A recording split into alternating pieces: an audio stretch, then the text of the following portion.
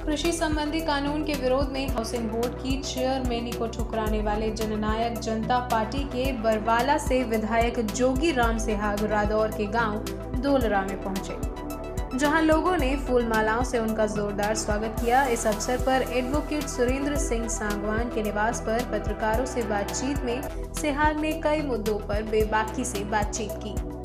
कृषि संबंधी कानून पर बातचीत करते हुए उन्होंने कहा कि पास किए गए कानून किसान विरोधी हैं। प्रदेश में सबसे पहले विधायक के तौर पर उन्होंने सरकार द्वारा पारित किए गए अध्यादेशों का जोरदार विरोध किया था। उन्होंने कहा कि जब तक इन अध्यादेशों में सरकार परिवर्तन नहीं करती, तब तक उनकी सरकार इस नीति का विरोध करती रहेगी।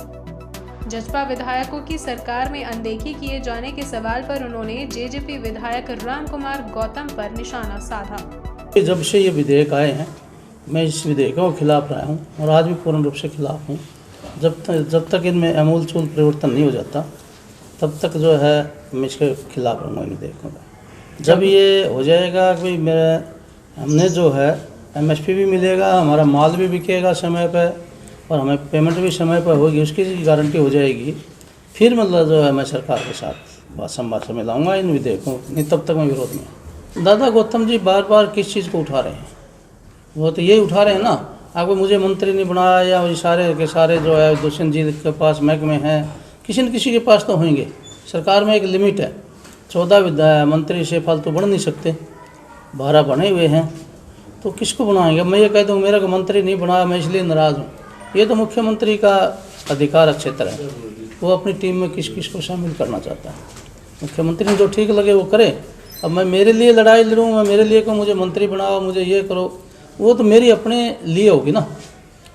तो इसलिए मैं नहीं मानता कि भाई किसी भी विधायक का, जेजेपी और बीजेपी के किसी विधायक का, उसके हल्के के कामों में किसी प्रकार की रुकावट हो। जब भी किसानों की बात आती है तो देवीलाल परिवार यदि अगर एक तरफ और एक तरफ दूसरे लोग हों, तो हर किसान जो है देवीलाल की तरफ झुकता था और झुकता है आज भी उसके परिवार की तरफ से। तो इसलिए सबसे पहले उसी से आशा की जाती है जो उनका अपना हो।